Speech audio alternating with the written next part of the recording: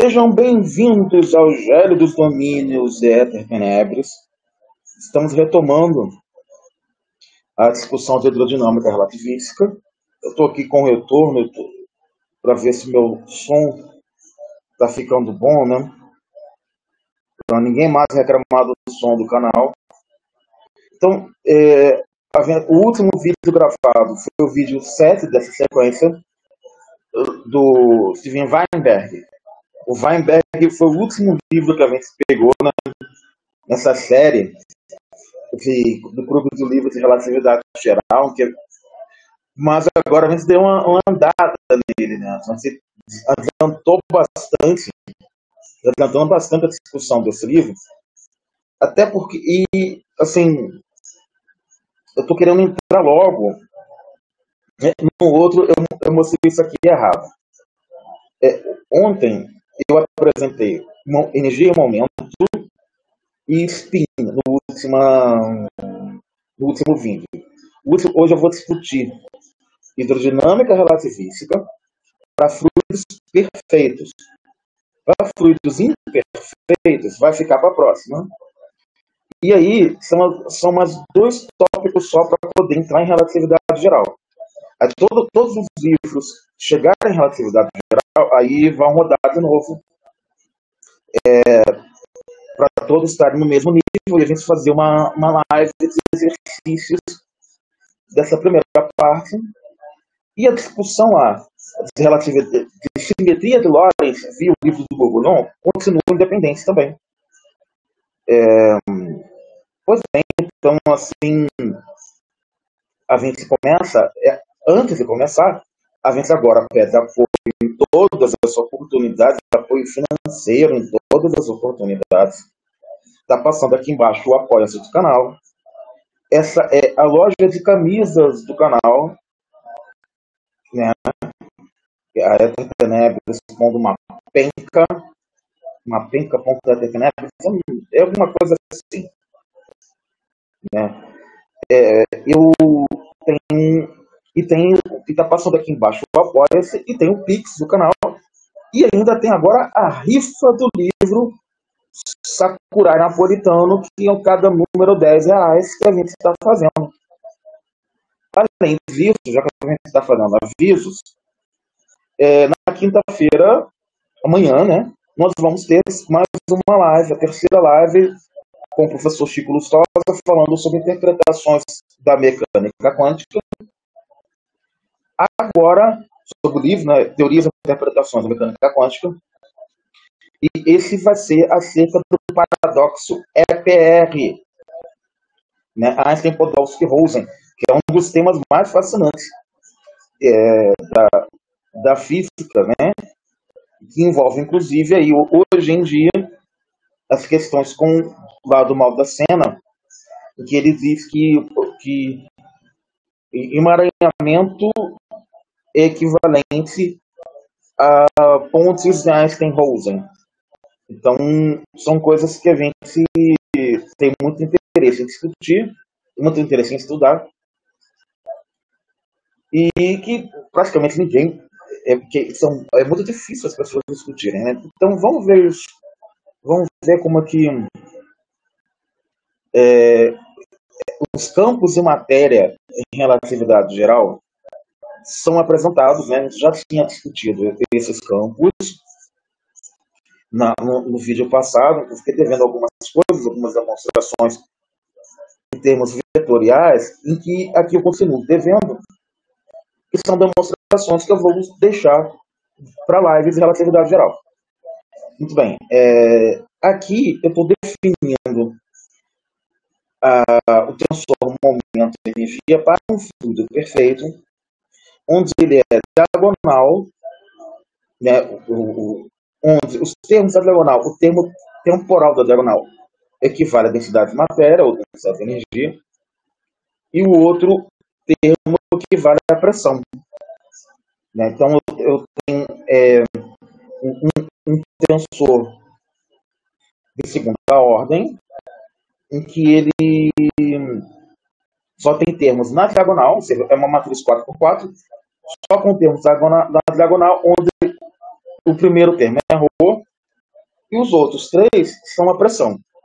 Então, isso representa um fluido perfeito, o caso mais simples de um fluido em relatividade geral. Pois bem, a gente sabe como é que o quadro vetor posição se transforma, né? Segundo uma matriz de Lorentz, um invariante de Lorentz. O tensor momento-energia, como é um tensor de segunda ordem, ele vai com duas matrizes lorentzianas, né, como nós estamos vendo e já tínhamos discutido no vídeo passado. Então, quando a gente faz uma abertura mais rigorosa para esse tensor, considerando um observador com velocidade v, a gente, ou seja, aqui a gente vai escrever um tensor considerando variáveis cinemáticas, considerando um observador, né, e escrevendo todas as suas 16 componentes, né, como é um tensor de ordem 2, T alfa beta, então ele tem 4 linhas e 4 colunas, são 16 componentes. Com isso, a gente escreve todas as 16 componentes segundo essa formalização aqui, para um observador com ordem V. Então, nesse caso, nós vamos ter, além dos termos diagonal, termos fora da diagonal, VI e VJ, né? E aqui os termos do quadro vetor lá em cima, que seria equivalente, também tanto na coluna 0, 1, quanto na coluna, eu falei ao contrário, tanto na linha 0, 1, quanto na coluna 1, 0, porque, afinal de contas, esse tensor, ele é simétrico. Então, Ti0 é igual a T0i. Então, nós vamos ter, para todo, a primeira coluna e a primeira linha, os termos T00, eu já falei quem é T00 está aqui embaixo, né? Então, os outros termos, T0, que é T10, aqui seria V1, T20, que seria V2, T30, que seria V3. Então, nós estamos lidando com termos que são ligados a um observador, a um referencial, né? Um referencial, na verdade, esse é um referencial comovente com fluido. Bem, pois bem. Dito isso, a gente escreve nesse formato, que nós temos aqui o tensor métrico, que é um tensor de segunda ordem, né? E aqui estão as quadrovelocidades, e aqui, esse termo é um termo de pressão mais densidade, e ele é resolvido pelo tipo de matéria que a gente está lidando, segundo as equações de estado. Então, o tensor momento-energia, ele é altamente sensível às quando as equações de estado, inclusive existindo sobre essas equações de estado, condições que nós chamamos de condições de energia, e que, assim, podem ser tratados em outra oportunidade. Eu não tratei, deixa eu lembrar se eu tratei dele nessa, se ele está tratando aqui, nesse trabalho, só desenvolvi mesmo. Relativismo imperfeito. Talvez eu vou tratar um pouco disso, mas isso está muito bem desenvolvido, as condições de energia, no livro do Hawking, que a gente pretende, ano que vem, resenhá-lo aqui, no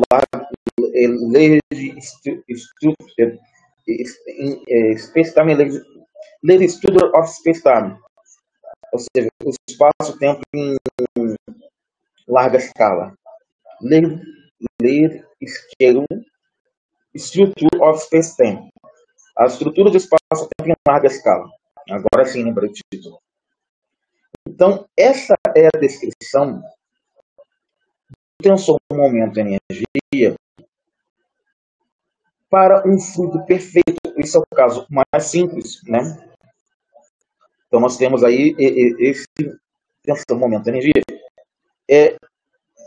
Para fluidos imperfeitos, essa construção vai ficar um pouquinho diferente. E a partir dessa construção do fluido perfeito, eu posso construir correntes, né? Eu posso pensar em correntes. Aqui eu tenho um caso, uma corrente estática, onde eu tenho só uma carga N. E aqui eu tenho que as minhas quadrocorrentes, como são quadrovetores, elas se transformam segundo matrizes de Lorentz.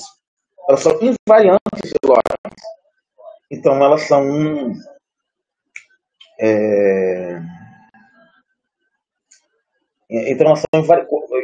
correntes invariantes de Lorentz, são correntes conservadas segundo a simetria de Lorentz. Ou seja, quando você muda a simetria, as correntes continuam, elas são covariantes, né? Elas mantêm a sua forma. Então, nós temos aqui a estrutura dessas correntes, né? Então, eu defino a minha corrente, devido a essa estrutura que eu construí, as matrizes Lorentz, uma corrente invariante de Lorentz, eu defino ela com relação à quadrocorrência, a quadrovelocidade, desculpa, e a esta carga genérica que eu estou lidando aqui. Ou seja, essa definição condiz com essas duas covariâncias segundo a simetria de Lorentz que eu obtenho. Pois bem,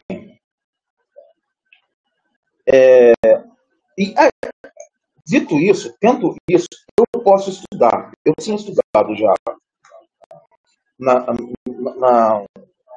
no vídeo passado a discussão daquilo que a gente chama de equação de Thorne-Oppenheimer-Volkoff, ou ainda a conservação do tensor-momento de energia, a conservação do momento de energia.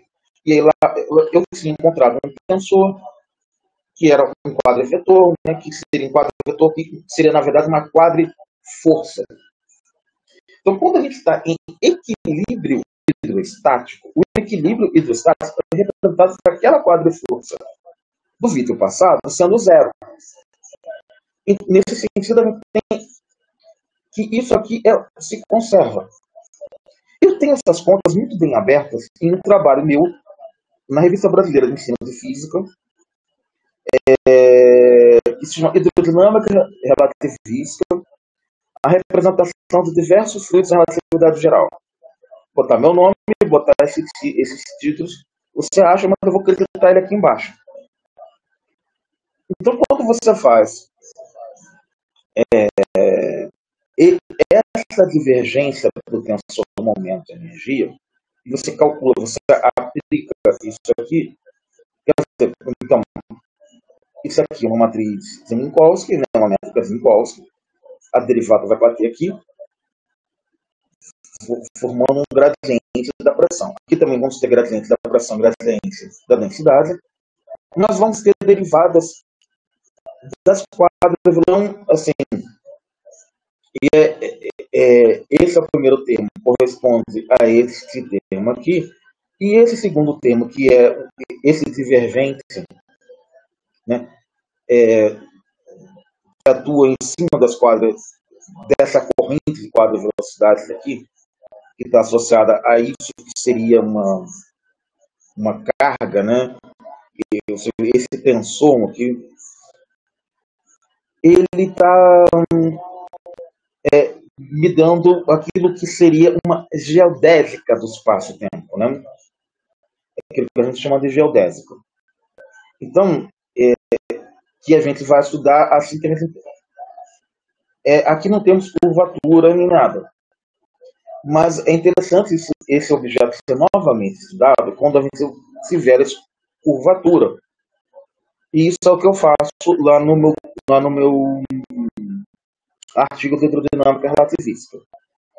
Da mesma forma, eu estudo as correntes conservadas, em que aparece exatamente a mesma estrutura para a corrente conservada invariante pela altura de um divergente, atuando na parte vetorial dela, e uma variação temporal, atuando na parte escalar dela, né? Então, na verdade, sendo que a corrente é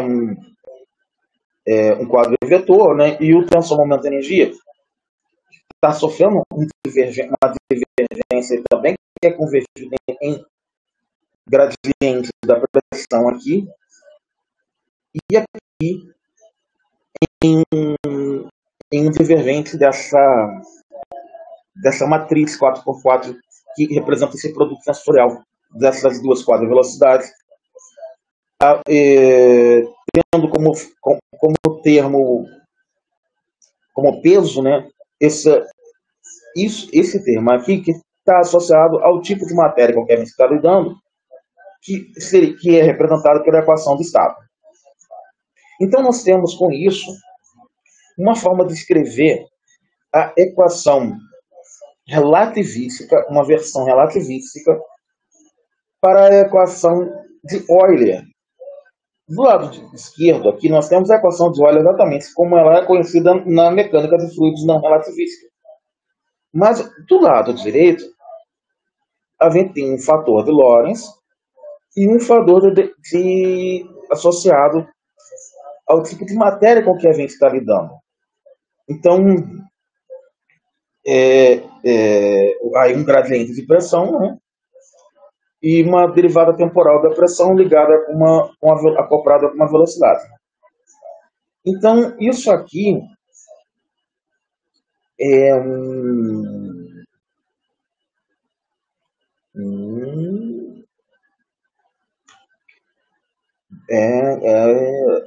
agora deu uma travadinha no meu cérebro. Peraí. Voltar. Então, isso aqui é uma força escrita no formalismo tridimensional, não está no formalismo covariante nem nada aqui. Então, essa é a equação de Euler relativística, escrita no formalismo tridimensional. Beleza, então estamos trabalhando, estamos andando. Essa equação de Euler, ela está... Quando a gente vai converter isso para o formalismo quadridimensional,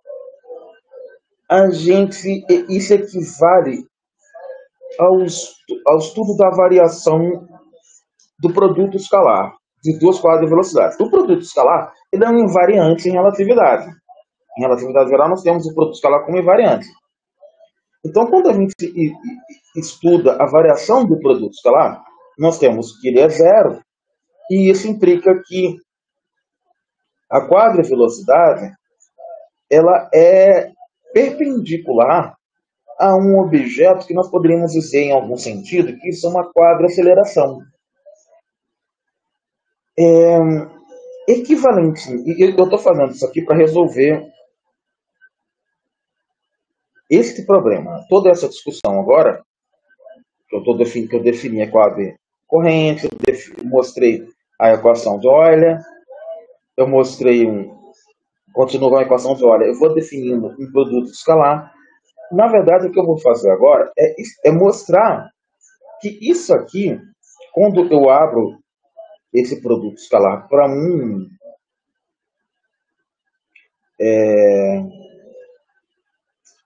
atuando com esse operador, né, no tensor momento-energia, ou seja, isso aqui equivale a construir uma geodésica para o tensor momento-energia.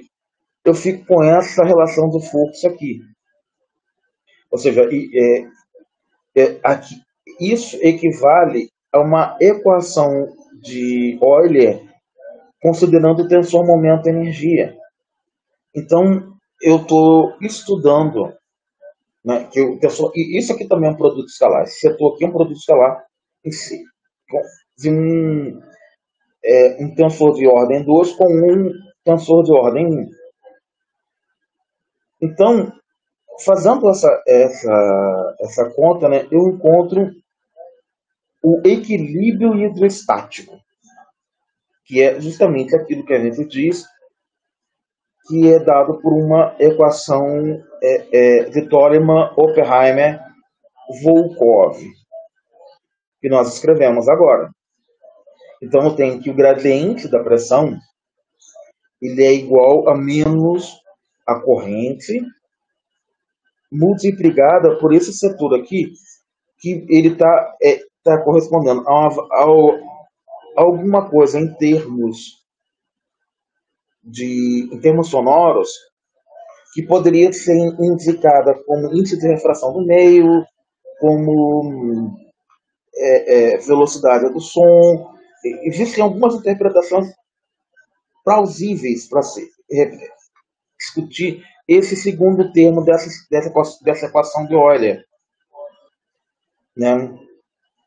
E essas interpretações plausíveis elas podem introduzir para a gente elementos de termodinâmica. Então, quando eu consigo relacionar KT, que é a energia na termodinâmica, né, meio de KT, então, que é 2 vezes a energia, com esses setores aqui, com essas variáveis aqui.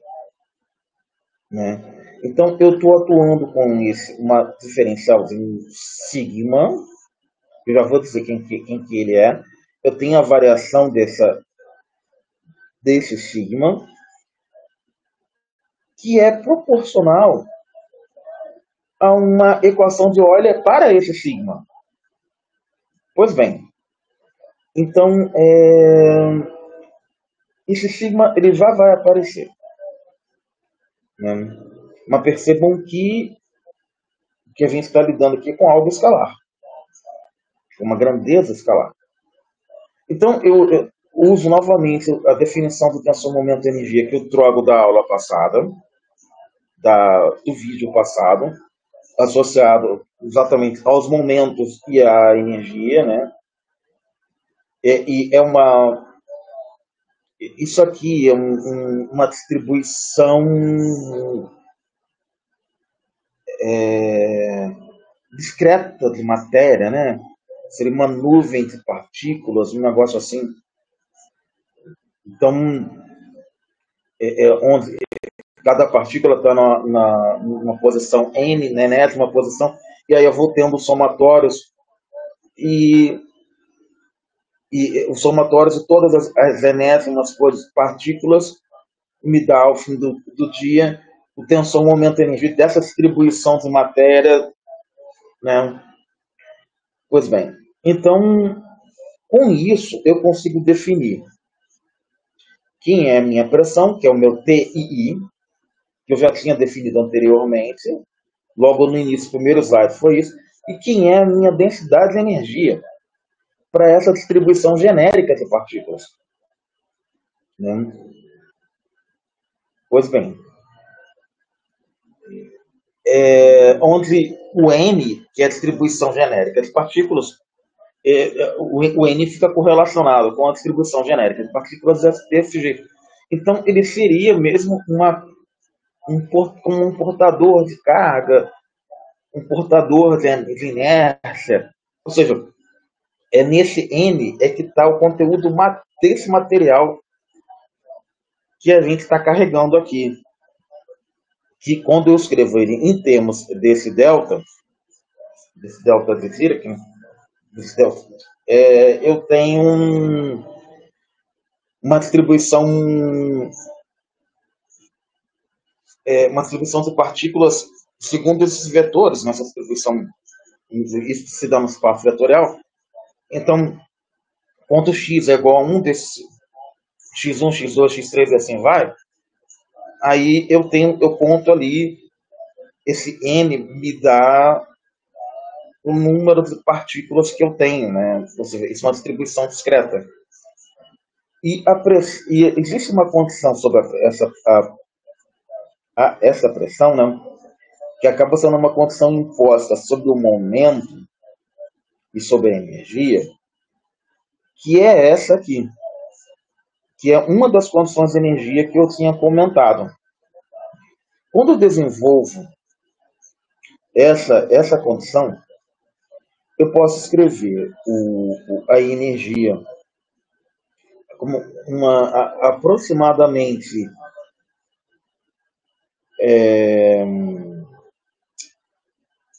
como uma aproximação da mecânica clássica, né?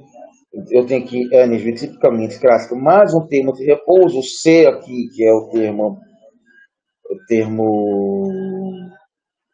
de velocidade da luz, ele está igual a 1, e o mesmo para a densidade de energia também fica expresso. Não. Pois bem, dito tudo isso, o que me falta? Com isso, eu consigo reescrever, ou seja, aí que está faltando, toda a formulação euleriana da mecânica de fluidos, contendo para as partículas aqui a lei da conservação, a equação da continuidade, né? E uma equação de força, que é aquela equação que vem lá de Euler, né? Então, eu estou conseguindo, com essa formulação,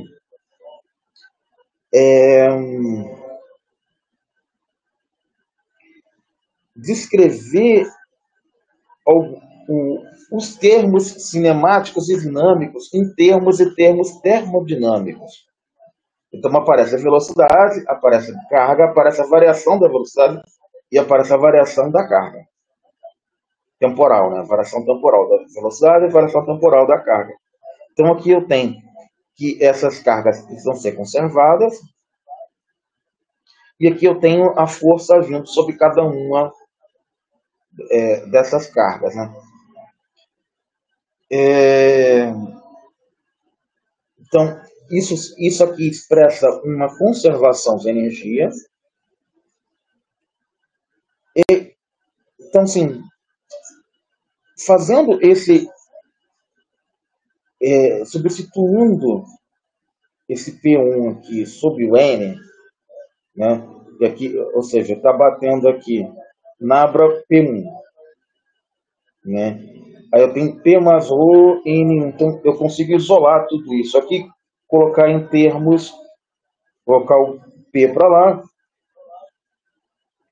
eu consigo fazer, ou seja, isso é mais uma conta que eu preciso abrir nas aulas, na live de relatividade geral, né, que é uma conta a ser aberta também naqueles cursos de hidrodinâmica relativística que eu apresento no CBPF. Então, quando eu faço esse exercício, eu encontro que a força ela está ligada a uma velocidade e um gradiente do número de partículas, né? Onde essa velocidade ela é uma velocidade que nós chamaríamos de velocidade do som, que ela é exatamente o fator barotrópico, que é dp/ρ, é aquilo que a gente chama de fator barotrópico, a um sigma constante. Eu tinha comentado sobre quem era esse sigma algumas transparências atrás, alguns slides atrás. Cadê? Onde foi que eu botei o sigma? Eu botei o sigma em algum lugar aqui, na hora que eu faço um produto escalar com ele. Aqui eu estou mostrando como é que eu opero com o escalar, né? Aqui. Então, exatamente. Depois eu mostrar como é que eu opero com o escalar, eu abro esse meu escalar em termos de uma equação de Euler, né? Então, eu faço um gradiente no escalar, eu faço, na verdade, mostrando que como se fosse uma geodésica para esse escalar, né? E aí, quando eu faço isso, isso é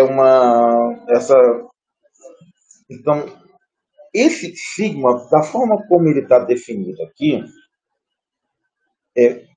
essa estrutura vem lá da termodinâmica, ele está intimamente relacionado com a energia, que KT é energia.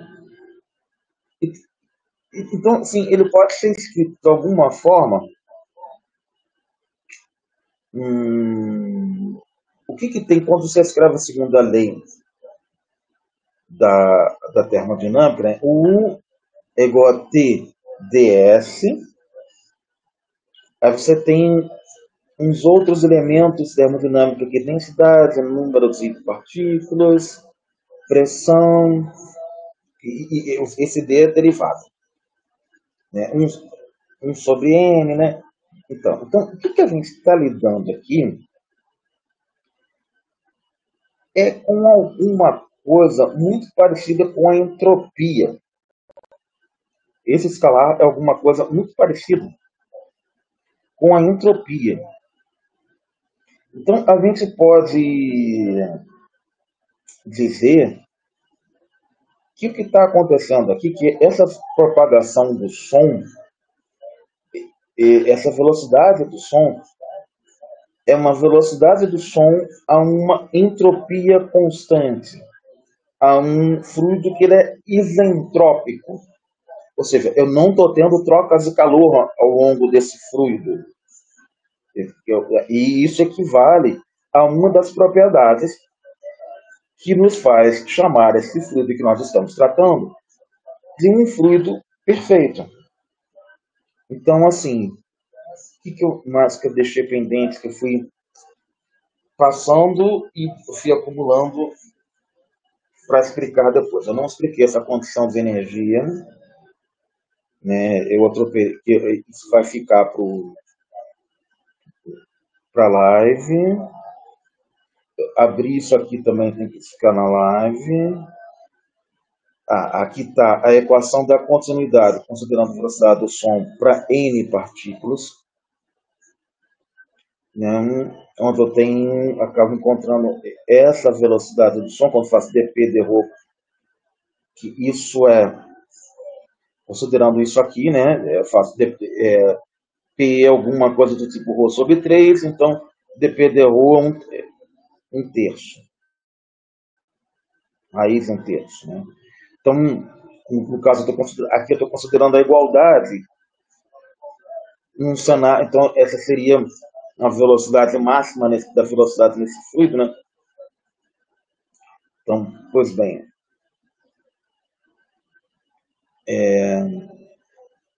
E essa característica desse fluido me dá que o traço do tensor-momento-energia é nulo.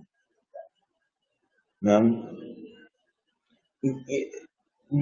Mais uma vez, implicando, né, nesse tipo de velocidade. Então, a velocidade máxima, ela me dá, nesse limite aqui, a obrigação de que esse traço momento-energia é nulo, colocando um vínculo para o tipo de matéria que a gente está lidando, né? Pois bem, é, eu, na sequência, ou seja, às vezes nas apresentações seguintes, eu acabo esclarecendo alguma coisa que ficou pendente na apresentação passada, no slide passado, né? Então, alguma coisa, o que ficou, algumas coisas, eu acho que a partir que essa apresentação deixa a ideia do fluido relativístico um pouco mais consistente, um pouco melhor colocada, digamos assim. A gente já tinha apresentado isso aqui em extensão momento de energia, esse objeto que carrega as massas, que carrega os campos de matéria. E agora a gente está estabelecendo o tensor momento de energia, fazendo uma aplicação um pouco mais realista, ainda que considerando que o tensor momento de energia seja ligado a um tipo de fluido em particular, que é aquele tipo de fluido que a gente chama de fluido perfeito. E aqui tem a discussão de propagação do som, um fluido isentrópico, ou seja, sem trocas de calor. E essa discussão toda, né? Então, eu acho que essa discussão ela precisa ser aprofundada realmente numa live. Se pegar live para falar desse objeto, que é o tensor momento de energia. E sendo que a gente ainda vai discutir uma extensão desse objeto, que é a extensão para fluidos relativísticos imperfeitos, ou seja, a partir de agora, a gente vai ter trocas de calor entre os fluidos. Né? Então, pois bem, eu vou encerrando por aqui, deixando mais uma vez o link da loja de camisas e sinalizando aqui o nosso Pix, para que quem acha que esse trabalho é relevante, quem acha que esse trabalho merece continuar, contribua enfaticamente, contribua financeiramente para a continuidade desse trabalho, lembrando sempre que eu e Alexandre nos encontramos nesse momento desempregados. Por isso nós decidimos começar a fazer esse tipo de apelo aqui no canal, tanto que outros canais também fazem esse tipo de coisa. Assim eu encerro minha apresentação com quase 40 minutos de apresentação e vou imediatamente levantar esse vídeo no canal. Sejam bem-vindos ao Gélidos Domínios e Eternidades.